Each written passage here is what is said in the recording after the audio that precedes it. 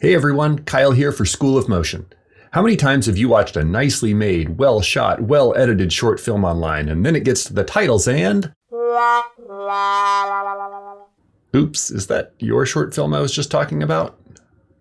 Or maybe you're constantly getting requests for video editing projects that turn out to require a bunch of compositing and motion graphics work and you don't know how to do that stuff and you keep explaining to your boss or your client that it's not the same thing, but... Well, let's see what we can do to fix that.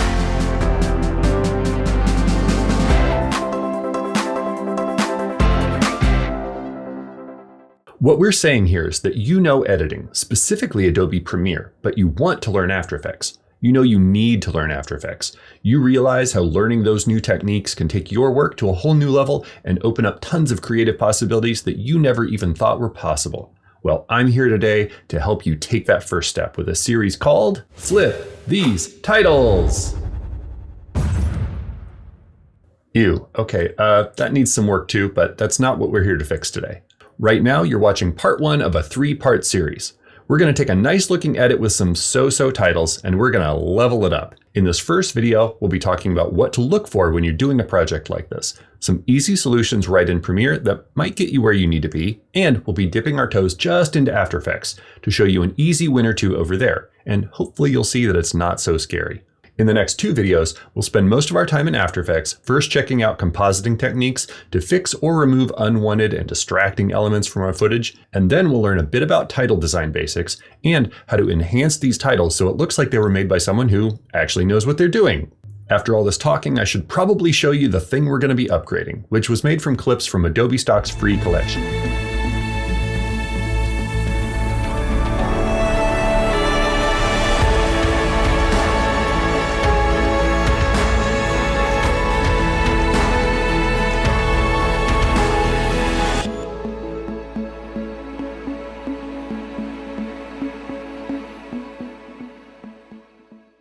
So this is the intro sequence for an exciting new series centered around a rugby team. It's what I could make from stock footage, okay? And as you can see, we've got some high profile names attached, so we really need to raise the bar on this thing. I'm gonna play this clip again, and I want you to pay really close attention. Maybe even make some notes about all the things you would change if this were your project. Obviously, this is YouTube, so you can play it a couple times if you need to. I'll wait.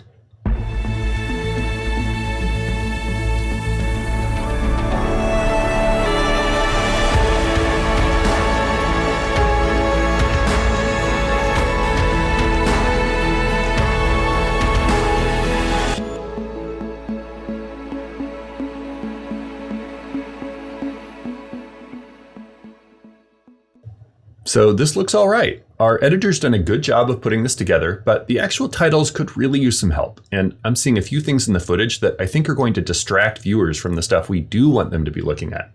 I know you just did this yourself, but let's take a minute and make a list of all the stuff that we'd like to upgrade.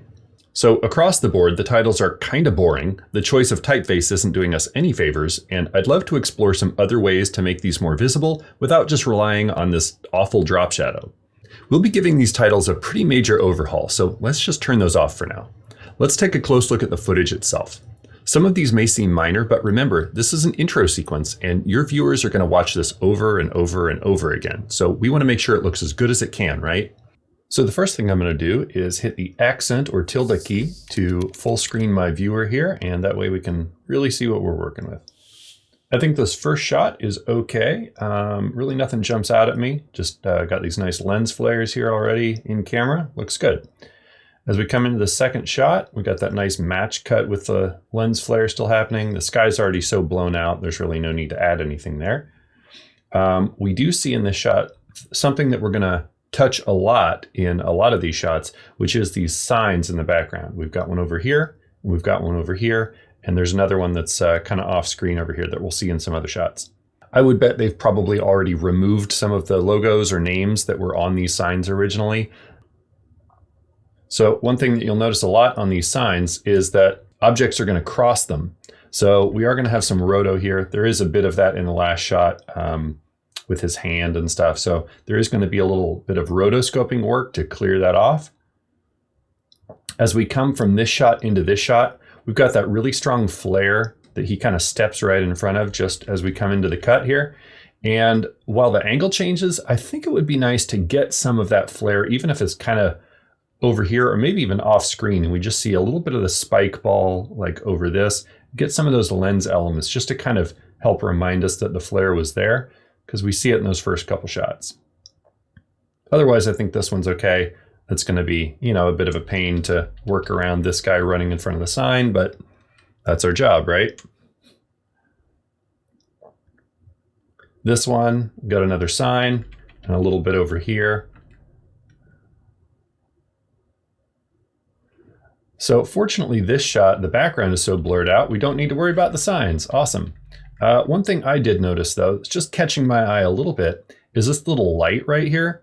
Obviously, we have a lot of other bright areas in the background, so maybe it's a non-issue, but this one kind of just jumped out at me since it's in front of the dark. And I bet it would be pretty easy to just make that disappear, or even we could probably bring it way down with some color correction if we wanted to, but I would bet content aware fill is going to make quick work of that. This shot has more sign work, and you can see we're going to have to rotoscope around these people because they both cross in front of it. This one also has a couple lights on in the background right here and right here. And again, maybe color correction could bring those down. Maybe it's not a big deal. I think it might just be worth seeing if we can kind of make those a little less noticeable. The biggest thing is at the very end of this shot, this guy just kind of comes creeping into frame here. We've actually already reframed this shot. I'll show you the original here, and it's zoomed in quite a bit. But we'll say that our director really wanted this framing, and so there's just nothing we can do about this guy. Him popping in at the end of the shot here feels a little distracting, though. So I think that with all the extra content we have around here, that the new content-aware fill would probably do a pretty good job of erasing him, and I bet that RotoBrush would probably do a pretty good job of cutting him out. So let's see what we can do. Lastly, I think this last shot's okay. Again, our sign's pretty blown out here, so I don't think we need to worry about that. Our lead actor could maybe be just a bit brighter. And here in Premiere, you can actually probably fix that. The only issue is this ball going in front of his face, which we would not want to be any brighter. Yeah, I think that's worth taking a look at, seeing what we can do. How many of those did you notice? Or maybe you caught some other things that I didn't even mention. One of the big things I want you to learn from this video is to really start developing the eye to see this stuff, even if you don't quite know how to fix it yet. Here in Premiere, the tools are great for obscuring something you're not allowed to show, like people who didn't sign releases or logos you don't have clearance for. Like I said, I'm guessing that was already done on these signs back here. That's pretty common in stock footage. But if you want to make an element disappear or replace something in a clean and photorealistic way so it's not just creating a different kind of distraction, it's After Effects time. As I mentioned earlier, you can probably make use of color correction tools as a solution for some of the things on our list. Advanced color correction is a whole other rabbit hole though, so I'll leave that to an expert and a different tutorial. You'll have to wait for the next video to see how I tackle these compositing fixes, but hopefully this at least got you thinking about those details.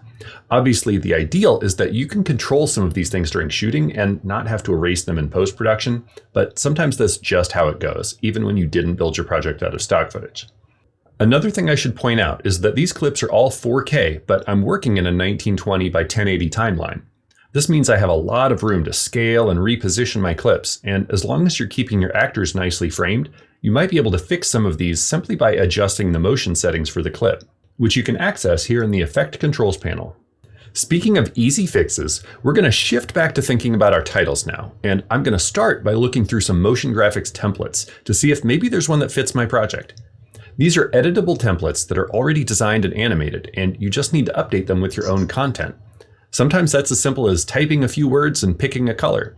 You can browse and purchase these on the Adobe stock site, but you can also find them without leaving Premiere. If you don't have the Essential Graphics panel open already, you can find it in the Window menu. I'll make sure I'm on Browse, then click Adobe Stock. I can filter by Free and type in Main Titles. Let's check out this one. That looks cool. And I can just drag this straight into my timeline. And now once I select this template, the Essential Graphics panel will automatically click over to the Edit tab, and I can change stuff, like the text. Scrum. If I scroll to the bottom, you'll see I actually have the option to turn the background all the way off, and then I just need to reposition the text. I already figured out these values, so I'll just jump through this quickly, using Tab to jump between the fields. You can also use the sliders if you want to do this more manually. And let's check this out.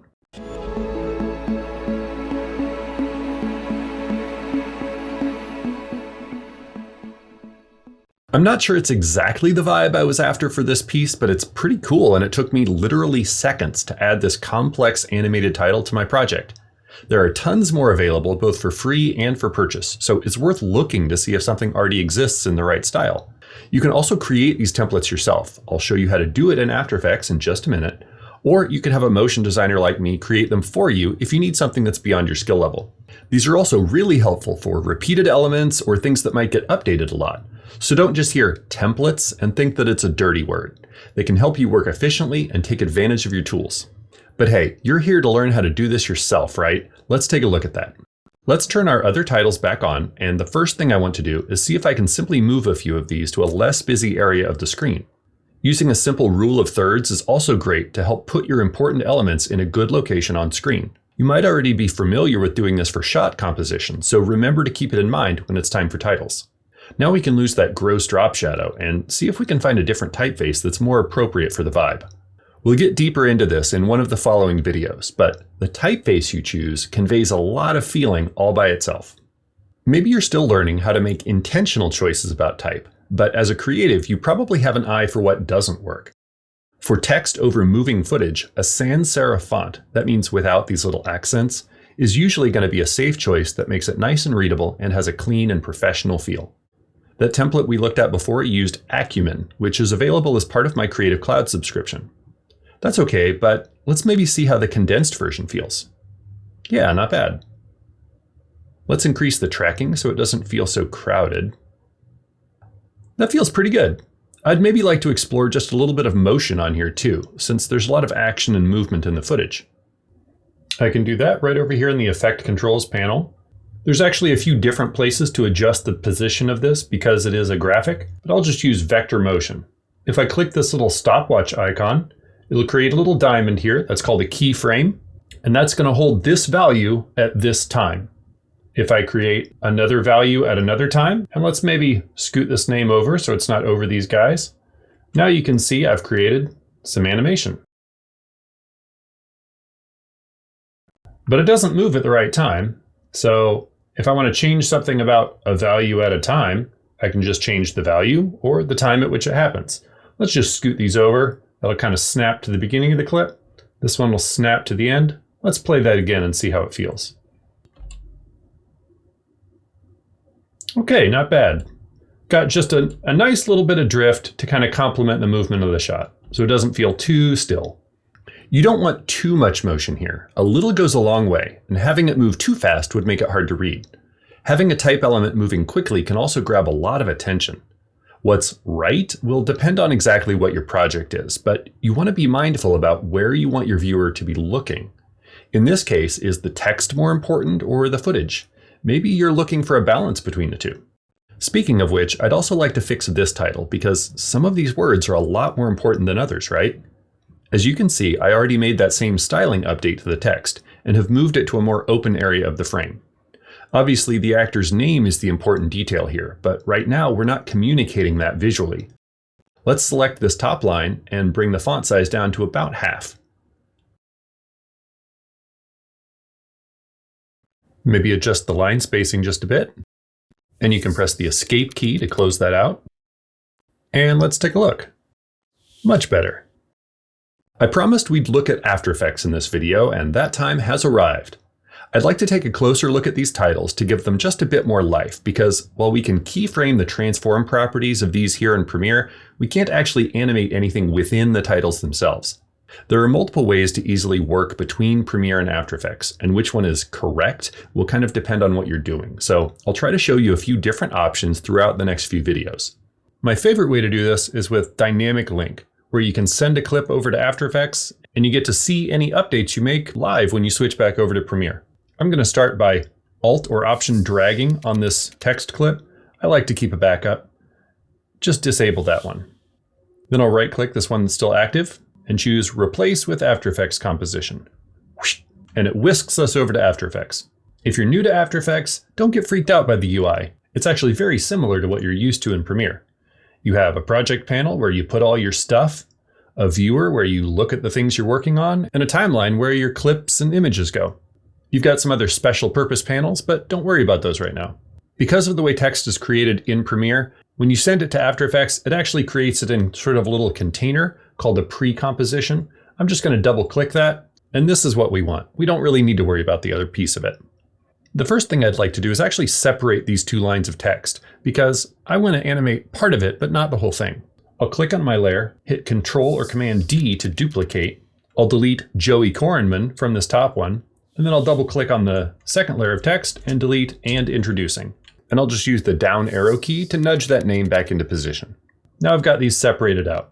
I'd like to animate the tracking on this name. That's the space between the letters. Now, if I open up my character panel, you can see I can adjust the tracking, but I could have done that in Premiere. We want to animate the tracking. Let me just undo that. So if I go to the Effects and Presets panel right here, and in this little search bar, I type tracking, you'll see that increase tracking is one of our options under text presets. Well, great, that's exactly what I want. I'll just drag that onto my name layer, and let's hit spacebar to see what happens. Whoa, okay, that's a little more than I was looking for, but we know how to fix that, right? Because this is probably created by keyframes, and we know that we can adjust the value or the time at which they happen, and I want to fix both here. Now we could take a minute to twirl this layer open, or we could select our layer and just hit the U key, which reveals all keyframes on the layer. You'll see that this preset animated the tracking amount from 0 up to, whoa, 40. Okay, that's our problem. Let's just change that to 4. Much better. Let's see how that feels. Yeah. Of course, this is happening too fast and it ends halfway through the clip. So let's go ahead and scoot this keyframe to the end.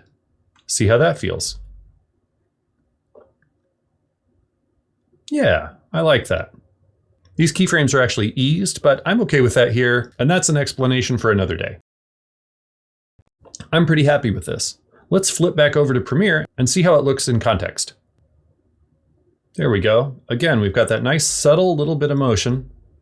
That is kind of just what we're looking for. That wasn't so hard, right? Especially if you're already used to making keyframes in Premiere. We're keeping the After Effects stuff simple today, but if you'd like to get serious about learning After Effects to really up your motion graphics game, you should take a look at our After Effects Kickstart course like Jessica did. My name is Jessica. I'm a video editor, but my company decided to take our videos to the next level and do more animated videos. I needed to learn to animate very quickly. I came in knowing nothing about motion graphics, and I left knowing how to make things move. I've gone from being able to do the screencast on my computer to being able to make videos with assets I can create myself. You know, whether you're at level 0 or whether you just need to polish up on certain skills, I thought it was perfect. My name is Jessica, and I am a School of Motion alumni. If you're like Jessica and you're ready to dive in, After Effects Kickstart is the place to make it happen. Okay, bonus time. So we made our own animated title. If we'd like to apply the same effect to other titles, we could certainly do that one by one, but for something simple like this, it's actually pretty easy to create our own totally custom motion graphics template. The first thing I'll do is come to the project panel and duplicate this composition. Let's rename this by hitting the Enter key and call it Name Template. I'll double click that to make sure I'm working in the right one, which you can see here in your timeline. Let's go ahead and close the others just to be tidy. I'm going to select both of my layers and hit UU to reveal everything that's been changed from its default value. And I'm just going to quickly hit Reset, Reset to push both of these to the middle. I'll have to fix them, but that's okay. Let's knock this back down. Great. Now the name is right in the middle of the composition, which is perfect for a template. I'll come up to Window and open my Essential Graphics panel and make sure that Name Template is selected here in this dropdown. I'll select both my layers again, hit that UU again. I should have just left that open. And I'm just going to drag the properties I want to adjust up to the panel. I'll take the source text from And Introducing, drop it there. Let's rename it Top Line. Grab the source text from the second one, drag it in, change that to name. I'd also like to give us the opportunity to turn off that top line if we don't need it. So let's reveal the opacity on this top layer by pressing T for opacity and just drag opacity right up here. We can rename that top line opacity. Now when we export this, the user will be able to change the text on either of these and also turn the opacity on this top layer on and off as needed. We'll give our template a name. The Scrum name template. And I just need to make sure to save my project with Control S, and I'll just click Export Motion Graphics Template. I'm just going to send this to the default location so Premiere will know where to look and hit OK. That's all it takes. Back here in Premiere, I went ahead and removed that linked version because we're going to drop our new template right here instead. If you look in the Essential Graphics panel, we'll be able to find our new template by scrolling, or you can sort by recent, and the thing you just created will be right at the top. I'll just drag that into place. And there's our title. We can move this wherever we want, just like any other clip, but we also now have the easy ability to change that text. If I want to take over for Joey on this show, I just type my name there. But you can see all the animation we created is still in place. And if I don't want that top line, I can just turn it off. Now I could use the same title for all the other ones and keep that same animation going throughout the piece. Now we have our very own handmade, artisan, customized template in exactly the style we want, and we even built in a little bit of flexibility. For just a handful of titles, maybe this isn't a huge time saver, but if these needed to be updated every episode, for example, you can see how it's worth a little bit of setup time now to be able to easily version this out later without even leaving Premiere. Okay, that's it for today. We really just scratched the surface of what's possible here, but hopefully I've gotten you thinking about some possibilities, starting to develop your eye for details, and seeing that After Effects might be more approachable than you imagined. I'd encourage you to try out some of these ideas over a few clips of your own. You can explore some different looks and styles and see where you can get with even the basic techniques we looked at today. Hey, maybe you can even open up one of your recent projects and look for ways you can make the next one even better. In the next video, we'll dive deeper into a compositing workflow and start magicking away some of those distracting background elements we pointed out earlier. Then in the third video, we'll take a new approach to these titles, looking more carefully at how we're designing them and creating some more complex title animations in After Effects. You won't want to miss those next two videos, so make sure to subscribe to the channel and click the bell icon so you'll be notified when they come out. Thanks so much for watching, and we'll see you next time.